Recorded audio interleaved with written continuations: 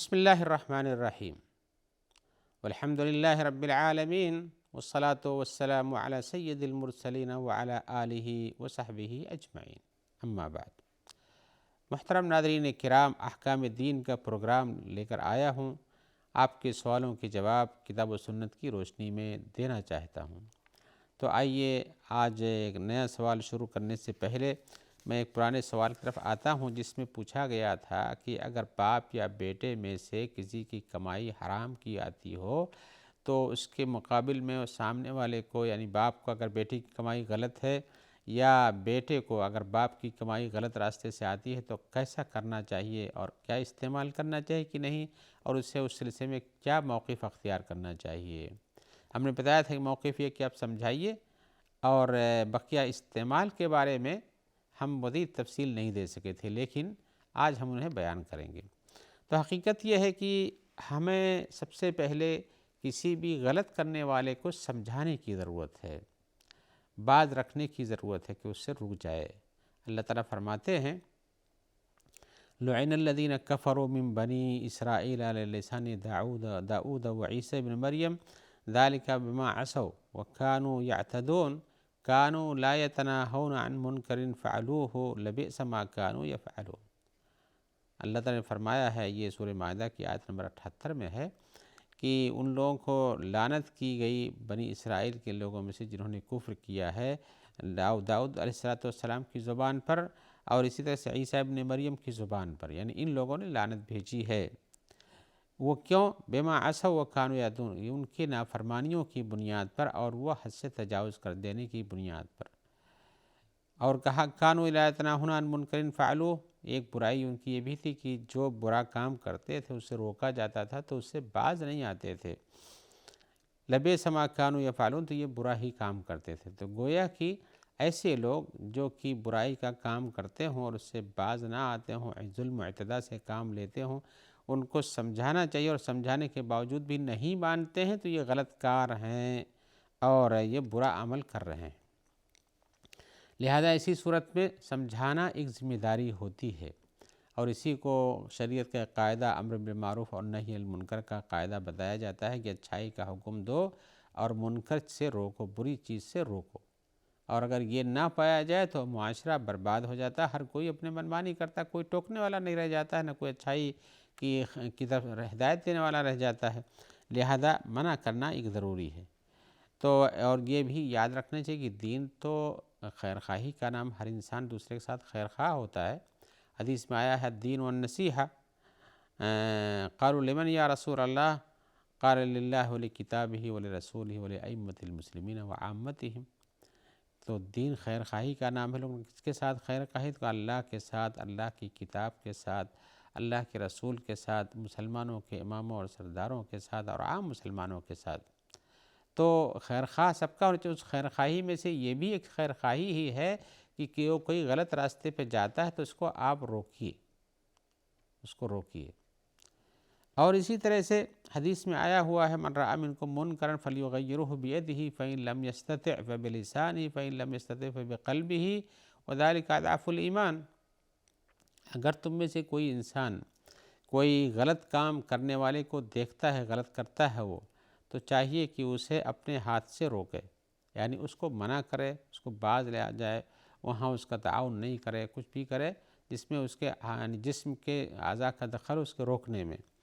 فإن لم یستطع، اگر یہ ایسا نہیں کر سکتا تو زبان سے سمجھائے، یعنی ہاتھ سے مار پیٹ روکنے اور چیز کو چھین لینے، بات دینے، منع کر دینے کے علاوہ اگر یہ نہیں کر سکتا ہے تو زبان سے ٹوکے تو کم سے کم کہ ہاں بھئی یہ غلط کرتے ہو اور قرآن و حدیث کے حساب سے یہ غلط ہے، اللہ تعالیٰ سے ناراض ہوتے ہیں۔ اور اگر یہ بھی نہیں کر سکتا ہے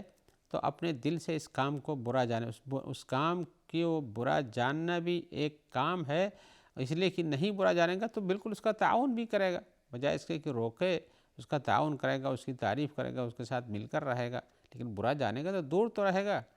تو ایسی صورت میں کہا وذالک اضعف الایمان، اور یہ کمزور ایمان ہے، یہ کہ صرف دل سے برا جانے، اس کو روکے اور ٹوکے نہیں۔ تو ایسی صورت میں اگر کوئی گھر کا فرد ہے،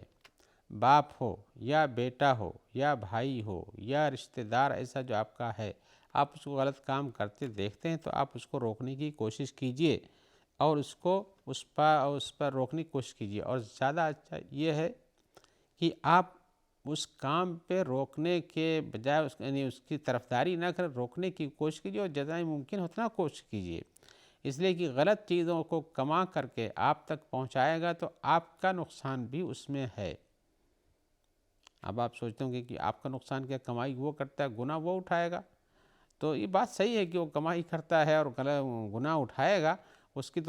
اوپر بہت بڑا حق بنتا ہے کہ وہ اپنی ذمہ داری کے بارے میں جب غلطی کرتا ہے تو اس کا خمیازہ بھی بھگتے گا۔ لیکن آپ کی ایک ذمہ داری اللہ تعالیٰ فرماتے ہیں، یا ایھا الذین آمنوا قوا انفسکم واہلیکم نارا، اے ایمان والو اپنے آپ کو اور اپنے اہل و عیال کو نار سے بچاؤ۔ تو نار سے بچانے میں یہ ہے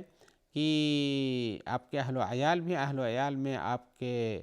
والدین ہیں یا آپ کے بیٹے اور بیٹیاں ہیں، آپ کے گھر والے بھی سارے کے سارے ہوتے ہیں، تو ان کو بچانے کی ضرورت ہے۔ اور اسی طرح سے ایک حدیث میں آیا ہوا ہے، بخاری شریف کی حدیث ہے، مسلم شریف میں حدیث ہے، معقل بن یسار کہتے ہیں اللہ کے رسول نے فرمایا ہے، ما من عبد استرعاہ اللہ رعیۃ فلم یحطھا بنصحہ والا لم یجد رائحۃ الجنہ، کہ کوئی بھی انسان جس کے ماتحتی میں کچھ لوگ ہوں، اگر ان کو اپنی نصیحتوں سے بھرپور نصیحتوں سے محفوظ کر کے نہیں رکھتا ہے تو وہ جنت کی خوشبو نہیں پائے گا۔ تو اسی صورت میں نصیحت کرنا ضروری ہے، برائی سے روکنا ضروری ہے، اچھائی کی طرف لے جانا صحیح ہے، اس کام سے ہٹا کے دوسرا کام جو اس کے لیے فائدہ مند ہو اس پر لگانا صحیح ہے۔ رہ گئی بات کہ اگر اس کے آپ کو بلا کر کے آپ کو خرچہ بھی دیتا ہے، یعنی میں جو کہہ رہا تھا کہ آپ کو بھی نقصان پہنچنے والا ہے، اس کی وجہ یہ ہے کہ آپ کو اگر خرچہ بھی دیتا ہے اور آپ اسی خرچے پر کھاتے پیتے ہیں اور آپ کی پرورش ہوتی ہے، اور اسی طرح سے آپ کی پرورش ہوتی ہے، اس کے آپ جانتے ہیں تو روکتے نہیں ہیں کہ میں روکوں گا تو میرا خرچہ بند ہو جائے گا، یا ہے کہ اس طرح سے جانتے ہوئے بھی آپ استعمال کرتے ہیں، تو آپ یہ نہ سمجھیں کہ صرف وہ گناہ کرتا اور آپ فائدہ اٹھاتے ہیں اور گناہ میں اس کو پڑے رہنے دینا چاہتے ہیں۔ آپ کو روکنا چاہیے تھا، اور اگر آپ پڑے رہنے دینے کے ساتھ ساتھ اس کو استعمال بھی کرتے ہیں تو آئیے وہ حدیث سنا دوں اس میں، جس میں رسول اللہ صلی اللہ علیہ وسلم فرمایا ہے، ایما جسد نبت علی سحت فالنار اولی بہ، کوئی بھی جسم، کوئی بھی بدن جو سحت پر پلا ہو یعنی سود پر پلا ہو تو اس کے لیے جہنم کی آگ ہی اچھی ہے۔ یعنی ربا اور سود کھانا یا غلط چیزوں سے جو چیزیں شریعت کی نگاہ میں گنہگار کی گناہوں کے کام ہے، ظلم و زیادتی سے ان سے پیسہ آتا ہے، اس کو آپ استعمال کرتے اور کھاتے ہیں تو یہ آپ کی جسم کی پرورش ظلم کے راستے سے ہو رہی ہے، لہذا اس سے اپنے آپ کو بچانا بھی ضروری، اس لیے کہ اس سے پلا ہوا جسم جو ہے وہ آپ کے لیے مفید نہیں ہو سکتا ہے۔ تو انسان کی ذمہ داری ہے کہ اپنے ماتحتوں کے لیے حلال کمائی لا کر دے، نہ کہ حرام طریقے سے کمائے، چاہے سود کا راستہ ہو، ظلم و زیادتی کا راستہ ہو، چوری اور ڈکیتی کا راستہ ہو، یا کوئی بھی طریقہ جو غلط ہوتا ہے اس راستے سے کما کر دینا، یہ اس کو منع کیا جاتا ہے۔ صحیح راستے اگر ایسے لوگ استعمال کریں تو شاید ظلم سے یہ جو دنیا میں فساد اور بہت ساری چیزیں پائی جاتی ہیں یہ سب مٹ جائیں گی اور اس سے لوگوں کو فائدہ ہوگا۔ آئیے ہم ایک اور سوال کی طرف چلتے ہیں۔ ہمارے بھائی پوچھ رہے ہیں کہ ہماری شادی کے دن قریب آنے والے ہیں اور اس سلسلے میں بات چیت چل رہی ہے، لیکن وہ چاہتے ہیں کہ اس سلسلے میں ہم شادی کی بات چلنے کے ساتھ ساتھ کیا ہم اس پر اوکے کریں یا کہ اس کے پہلے ہم استخارہ کریں اور کیا شادی کے لیے بھی استخارہ کرنا چاہیے کہ نہیں؟ تو جواب ہم کہیں گے کہ جی آپ شادی کے لیے استخارہ کر سکتے ہیں، اس لیے کہ شریعت میں جن کام جو عبادت کے کام ہیں ان میں استخارہ تو نہیں ہے، شادی بھی ایک عبادت ہی کا درجہ ہے، اس لیے کہ یہ نصف ایمان ہے تو نصف ایمان تو ظاہر بات ہے عبادت ہی میں آتا ہے، اور اسی طرح سے لیکن چونکہ اس کا تعلق بنی آدم سے ہے، آدم کی اولاد سے ہے، حوا کی اولاد سے ہے، طرفین ہوں، چاہے میاں کو بیوی سے کوئی عورت سے شادی کرنی ہے، کسی عورت کو کسی مرد سے شادی کرنی ہے، دونوں طرف سے استخارہ کی بات میں کر رہا ہوں، لیکن وہ ہو سکتا ہے اچھے اخلاق و عادات کے نہ ہوں، ابھی بظاہر آپ کو اچھا لگتا ہے، برا ہو، آپ کو پتہ نہ ہو، تو استخارے کا مطلب یہ ہوتا ہے کہ ہمارے لیے مستقبل میں یہ چیز اچھی ہے، خیر کا باعث ہے، تو اللہ تعالیٰ ہمارے لیے اس کو کر دے۔ اور صرف ایک دعا ہوتی ہے، لہذا دعا اچھی چیز کے لیے دعا مانگنے میں کچھ حرج نہیں ہے۔ لیکن نماز پڑھنے کے لیے استخارہ یہ نہیں ضروری ہے کہ نماز تو خیر ہی خیر اس میں، اور آپ کو کیا جاننے کی ضرورت ہے۔ لیکن یہاں چونکہ عبادت کے ساتھ ایک پہلو بنی آدم کے ساتھ جڑا ہوا ہے، وہ اچھا برا ہو سکتا ہے آپ کا ساتھی، لہذا آپ استخارہ کر سکتے ہیں۔ اور اس سلسلے میں یہ ہے بھی کہ کبھی آدمی، اللہ کے رسول نے بتایا کہ شادی کرنے کے بعد کسی نے پوچھا تھا، کہا کہ نہیں اس سے شادی نہیں کرو، وہ تو بہت بخیل ہے، اور وہ دوسرا جو ہے وہ کبھی اپنا ڈنڈا اپنے کندھے سے اتارتا نہیں ہے، یعنی بہت ہی مارنے والا ہے، سخت اور ظالم ہے، تو آپ نے وہاں شادی کرنے سے روک دیا۔ جب آپ سے پوچھا گیا تو آپ نے کہا نہیں فلاں سے شادی کرو، وہ بہتر ہے تمہارے لیے۔ تو اس میں پتہ چلتا ہے کہ سامنے والا بھی خراب ہو سکتا ہے، اور جب خراب ہو سکتا ہے تو اس میں استخارہ کیا جا سکتا ہے جس کے ذریعے سے بہتر مل سکے۔ آخر بہتر کی تلاشی میں کسی نے رسول اللہ صلی اللہ علیہ وسلم سے پوچھا تھا، تو اسی صورت میں کوئی آدمی اگر صحیح کسی عورت سے شادی کرنا چاہتا ہے تو ہاں اور نہ کرنے کے بعد ابھی استخارے کی بات آتی ہے تو استخارہ کر سکتا ہے وہ۔ استخارہ حالات کا خود پتہ لگانا، لیکن اس حدیث میں آیا وہ کہ آپ کو خود پتہ بھی لگانا چاہیے کیسی اس کی آنکھ ہے، اور اس کے یعنی جسم کی بناؤ بگاڑ و ساخت کیسی ہے، تو اس قسم کا پتہ لگانا، آپ کو اس کے بارے میں کنفرم ہو لینا اچھی بات ہے۔ لیکن اس کے ساتھ ساتھ اخلاق و عادات کا پورا پتہ لگانا، مستقبل میں کوئی ایسا رہے گا ہمارے لیے، ابھی جو چیزیں ہم سے چھپی ہم نہیں جانتے ہیں، تو اس کے بارے میں استخارہ کرنا بھی درست ہے۔ استخارے میں کیا ہوتا ہے کہ اللہ تعالیٰ کے حوالے کرتا ہے کہ اللہ تعالیٰ ہم یہ کام کرنا چاہتے ہیں، اگر بہتر ہے تو ہمارے لیے اس کو توفیق دے دے، تو پھر اس کو طبیعت میں اطمینان کچھ آ جاتا ہے کہ ہاں چلو ٹھیک ہی نظر آتا ہے، کر لینا چاہیے۔ اور اگر کوئی عورت ہے تو کسی شوہر کے ہونے والے شوہر کے بارے میں بھی استخارہ ایسا کر سکتی ہے، کوئی حرج نہیں ہے۔ آئیے ہم ایک اور سوال کی طرف جاتے ہیں۔ وہ پوچھ رہے ہیں کہ کیا رمضان کے مہینے میں ہمیں پیسٹ استعمال کرنا چاہیے، ٹوتھ پیسٹ جو ہے استعمال کرنا چاہیے کہ نہیں کرنا چاہیے، اور صرف ہمیں مسواک پر اکتفا کرنا چاہیے؟ تو ہم بتانا چاہتے ہیں کہ دیکھیے، رمضان کے مہینہ ہو چاہے غیر رمضان ہو، آپ اگر روزے سے ہیں تو آپ کو اس بات کا احتیاط کرنا چاہیے کہ آپ کے حلق میں کے اندر کوئی ایسی چیز نہ اتر کے جائے جس کا مزہ محسوس ہوتا ہو، یا اس سے آپ کے روزے میں خلل پڑتا ہو، روزے کا فائدہ حاصل ہوتا ہو کہ چلو پانی اتر گیا تو تھوڑا گلا تر ہو گیا، یا کھانا اتر گیا تو بھوک مٹ گئی، ایسی کوئی چیز نہیں ہونی چاہیے۔ ایسی صورت میں آپ کے ہاں صرف یہ ہوتا ہے کہ آپ منجن استعمال کرتے ہیں، اگر اس کو پیٹ میں نہیں ڈالتے ہیں، اور ڈالنا چاہیے بھی نہیں تو، لیکن اگر کوئی بہت کرتا ہے اس کے ساتھ پانی بھی پی جاتا ہے تو یہ غلط چیز ہے۔ اور منجن کئی طرح کے ہوتے ہیں، کوئی ہو سکتا ہے کوئی نگل بھی جائے اندر، تو حقیقت یہ ہے کہ کوئی چیز اندر نہیں جانی چاہیے۔ اگر آپ کی زبان پر اس کا مزہ محسوس ہوتا ہے، آپ پیسٹ استعمال کرتے ہیں، اس کا تیکھا پن، کھارا پن، میٹھا پن کچھ بھی ہو محسوس کرتے ہیں، تو یہ ایسے ہی ہوا جیسے کہ آپ مسواک کرتے ہیں اور وہ کڑوی لکڑی ہوتی ہے تو کڑوا پن محسوس ہوتا ہے۔ یا عورت جیسے گھر میں کھانا پکاتی ہے اور اس کو کھانے کے بارے میں ٹیسٹ کرنا کہ نمک کم اور بیش ہے، تو وہ ٹیسٹ کرنے کی گنجائش اس کے پاس ہے، بشرطے کہ حلق میں نہیں اترنا چاہیے۔ پانی آپ ڈالتے ہیں تو آپ کو تری زبان میں محسوس ہوتی ہے، آپ وضو کرتے ہیں، لیکن یہ منع کیا گیا کہ آپ اتنا غرغرہ نہ کریں کہ پانی اندر گھس جائے، اتنا بار بار کلی منہ میں ڈال کے نہ کریں، بہت زور سے کہ اندر ڈال دیں اور وہ حلق سے اتر جائے، تو یہ چیز منع ہے۔ لہذا اسی صورت میں اس کو استعمال کرنے میں کچھ حرج نہیں ہے، اور ایسا اگر کوئی کرتا ہے تو ٹھیک ہے، اس پہ وہ روکا نہیں جاتا، اس لیے کہ منہ کی صفائی مطلوب ہے، اور وہ رمضان کا روزہ ہو یا غیر رمضان کا روزہ ہو، اس میں ایسا کرنے سے منع نہیں کیا جا سکتا ہے۔ آئیے ایک اور سوال کی طرف آتے ہیں۔ سوال میں ہمارے بھائی پوچھ رہے ہیں کہ ہم جمعہ کی نماز پڑھ رہے گئے تھے تو امام صاحب نے ایک ہی صورت میں فاتحہ کے بعد دونوں رکعتیں پڑھا دی، تو کیا ان کا یہ کرنا درست تھا،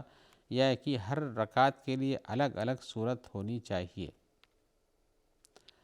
جواباً یہ ہے کہ جی، سورہ فاتحہ کے بعد قرآن مجید سے کچھ پڑھنا ضروری ہے، یعنی سورہ فاتحہ، اور اس کے بعد چاہے 1 آیت 2 آیت 4 آیت 10 آیت 20 آیت جیسے پڑھا جاتا ہو، پڑھا جانے کی گنجائش ہو، یہ کرنا چاہیے۔ اب اگر کوئی صورت بڑی ہے تو بلا شبہ اس میں سے اول سے آخر سے بیچ سے کہیں سے بھی پڑھ سکتا ہے، اور اگر چھوٹی ہے تو اس کو پہلی رکعت میں بھی اور اس کو دوسری رکعت میں بھی پڑھ سکتا ہے، اس میں کچھ حرج نہیں ہے۔ قرآن تو حدیث کے الفاظ کے حساب سے کہ سورہ فاتحہ کے بعد کچھ آیتیں قرآن مجید کی پڑھتا ہے تو اس میں یہ شامل ہے، لہذا یہ ضروری نہیں کہ انسان ایک رکعت میں جو سورت پڑھا اس میں سے ہٹ کے کسی دوسری سورت میں جا کے پڑھے، یا کہ جو اگر کوئی چھوٹی سورت پڑھ چکا ہے تو دوسری رکعت میں جا کے کوئی دوسری سورت پڑھے، اگر وہی صورت بعین ہی دہرا دیتا ہے تو اس سے نماز میں فرق نہیں آتا ہے، آپ کو کوئی اشکال نہیں ہونا چاہیے۔ رسول اللہ صلی اللہ علیہ وسلم نے ویسے بتایا تھا کہ آپ یا آپ خود کیا بھی کرتے تھے کہ آپ پہلی رکعت میں سبح اسم ربک الاعلیٰ پڑھتے تھے، دوسرے میں هل اتاک حدیث الغاشیہ پڑھتے تھے، یا کہ پہلی رکعت میں سورہ جمعہ پڑھتے تھے اور دوسری رکعت میں سورہ منافقون پڑھاتے تھے۔ تو اس طرح سے آپ یا کبھی سورہ جمعہ پڑھتے تھے اور دوسری رکعت میں هل اتاک حدیث الغاشیہ پڑھتے تھے، یعنی آپ کا یہ معمول تھا عام طور سے کہ آپ جمعہ کی نماز میں ان صورتوں کو پڑھا کرتے تھے۔ تو جمعہ کی نماز میں اگر یہ صورتیں پڑھتے ہیں تو زیادہ افضل ہے، بہتر ہے، اس لیے کہ رسول اللہ صلی اللہ علیہ وسلم کا طریقہ کار یہ تھا۔ لیکن قرآن مجید سے کہیں سے بھی پڑھ سکتے ہیں، ایک ہی صورت کی الگ الگ آیتیں پڑھ سکتے ہیں، یا ایک چھوٹی صورت ہو تو اس کو پہلی اور دوسری رکعت میں دونوں بار پڑھا جا سکتا ہے، اس میں کچھ حرج نہیں ہے، لہذا آپ کو اشکال نہیں ہونا چاہیے۔ اس لیے کہ وہ جو چیز مطلوب ہے وہ تو واجب ادا کر رہا ہے، کہ جو اسے پڑھنا چاہیے تھا قرآن سورہ فاتحہ کے بعد قرآن مجید کی کچھ آیتیں تو وہ پڑھ رہا ہے، اس میں کچھ حرج، نماز صحیح ہو جاتی ہے۔ ایک اور سوال یہاں پر ہے، وہ یہ ہے کہ کیا قرآن مجید کو بلا زبان ہلائے پڑھنا کہا جاتا ہے، یا کہ زبان کو ہونٹوں کو ہلنا چاہیے؟ اور خاص طور سے لوگ رمضان میں یا غیر رمضان میں بہت سارے لوگ ہیں جن کے پڑھنے کو آپ سن نہیں پاتے ہیں لیکن پڑھتے ہیں، لیکن آپ محسوس کرتے ہیں کہ زبان ہلتی ہے، اونٹ چلتا ہے، ہلتا ہے، زبان چلتی ہے۔ اور یہ بھی ہو سکتا ہے کہ آدمی کو قرآن مجید ازبر یاد ہو تو وہ بجائے زبان سے پڑھنے کے دل میں ہی اس کا دور کر لیتا ہو۔ تو آپ کا یہ سوال اپنی جگہ پر صحیح ہے کہ یہ آدمی، لیکن جس کو قراءت کہتے ہیں وہ قراءت دل میں دور کرنے کو نہیں بولا جاتا ہے، لہذا قراءت قرآن کرنا ہے، قرآن کی تلاوت کرنا چاہتے ہیں، قرآن پڑھنا چاہتے ہیں تو ذکر و اذکار تو آپ دل سے بھی کر سکتے ہیں، لیکن قراءت قرآن کے لیے آپ کو زبان ہلانا چاہیے۔ لیکن خاص طور سے اگر کوئی نماز میں پڑھاتا ہے تو اسے زبان سے پڑھنا ضروری ہے، زبان کو چلنا چاہیے، اس کے بغیر قراءت نہیں ہوتی ہے۔ لیکن اگر آدمی اپنے طور پر پڑھتا ہے باہر کہیں تو وہ اپنا بلا زبان ہلائے دل سے بھی پڑھ سکتا ہے، اس میں کوئی ممانعت کی بات نہیں ہے، لہذا قراءت قرآن ایسا ہو سکتا ہے۔ اور آئیے اسی جواب کے ساتھ آج ہم آپ سے اجازت چاہتے ہوئے امید کرتے ہیں کہ انشاءاللہ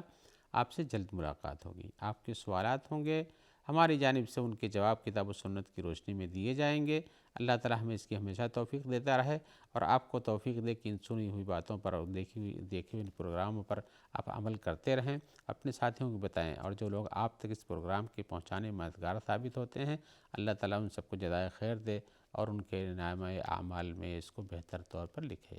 السلام علیکم ورحمۃ اللہ وبرکاتہ۔